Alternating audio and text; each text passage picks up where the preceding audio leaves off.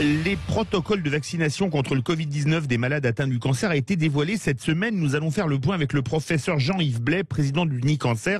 Professeur Blais, bonjour. Bonjour. Bienvenue sur Sud Radio. Tout d'abord, est-ce exact que les patients atteints de cancer sont à haut risque de complications du Covid et pourquoi ? Oui, alors les patients atteints de cancer qui sont au cours de traitement sont effectivement plus à risque que la population générale de présenter des complications graves de l'infection par Covid, et ce à tous les âges. Effectivement, on ne sait pas vraiment pourquoi. Il y a probablement une part liée à l'immunosuppression qui est induite par certains traitements anticancéreux, mais il y a probablement d'autres raisons. Quoi qu'il en soit, ça a été retrouvé par toutes les études qui ont été réalisées, qu'elles soient chinoises, européennes ou américaines. D'accord, donc le cancer est donc un facteur de comorbidité comme le diabète ou l'obésité. Exactement. D'accord. Alors, on a décidé de vacciner en priorité les personnes âgées, les personnels soignants. Devrait-on vacciner en priorité les malades atteints de cancer ? Alors, c'est effectivement une population qui est à risque, donc une population qu'il est logique de vacciner. Il y a cependant un point important à noter, c'est que les programmes de vaccination qui ont été publiés avec les vaccins qui sont actuellement disponibles, les essais, ce qu'on appelle randomisés, c'est-à-dire qui ont comparé l'efficacité du vaccin par rapport à un placebo, qui ont démontré l'efficacité des vaccins, n'ont en général pas été effectués sur des patients atteints de cancer et en cours de traitement.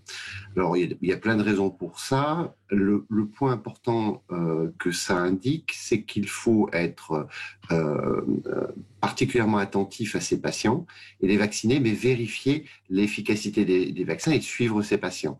Donc, cette précaution étant indiquée, on doit effectivement vacciner ces patients, et c'est des recommandations qui ont été proposées pour permettre d'éviter les complications liées au Covid-19. Un suivi particulier de ces patients doit être proposé, et d'ailleurs proposé dans de nombreux pays. Alors d'abord, vous distinguez trois catégories de patients. Les patients atteints de cancer qui ont terminé leur traitement, pour eux, vous recommandez la vaccination. Oui, parce qu'on est chez les patients qui sont comme tout le monde. Ils ont achevé leur traitement il y a plusieurs mois, ils n'ont plus de traitement, ils n'ont pas de raison d'être considérés différemment, ils doivent être vaccinés comme tout le monde sans restriction. D'accord. Et pour les patients traités au long cours, notamment des traitements hormonaux ou thérapeutiques ? Alors, les patients traités au long cours par des traitements qui ne sont pas suppresseurs de l'immunité ou qui n'affectent pas l'immunité, typiquement des hormonothérapies ou certaines thérapeutiques ciblées, les patients prennent leur traitement tous les jours. Là encore, il n'y a pas d'impact connu de ces traitements. Il n'y en a sans doute aucun de ces traitements sur l'efficacité de la vaccination.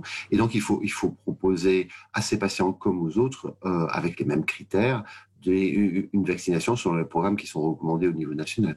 Et pour les patients en phase active de traitement, notamment par chimiothérapie ou immunothérapie, vous proposez quoi ?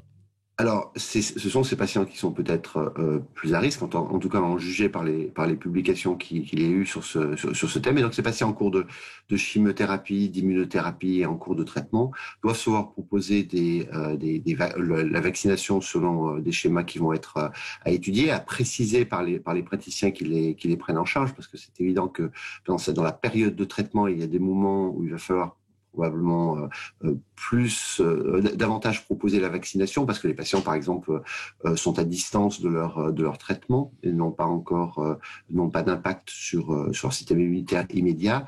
Alors, c'est un suivi de ces patients tout à fait particulier, mais également assez classique, que l'on va proposer. Quand on regarde ce que l'on fait annuellement pour la vaccination grippale des patients atteints de cancer, en général, par exemple, on vaccine dans la semaine qui précède le traitement, la chimiothérapie. Et c'est ce genre de stratégie qu'il va falloir appliquer ici. Dernière question pour une réponse rapide. Vous conseillez plutôt pour les patients atteints du cancer le vaccin à ARN ou le vaccin à base de virus, le AstraZeneca, qui va arriver ? Le vaccin ARN, les deux vaccins ARN sont ceux disponibles actuellement, donc on n'a guère le choix. Dans les deux cas, il faudra évaluer. D'accord, dans les deux cas, il faudra évaluer. Merci beaucoup, professeur Jean-Yves Blais, président d'Unicancer. Merci. Dans quelques instants, l'info Éco Plus de Didier Testo, il va nous parler de Carrefour. Va-t-il devenir québécois ? Et Jean Dorido va nous dire que faire contre le blues du lundi. Restez bien avec nous dans le Grand Matin Week-end.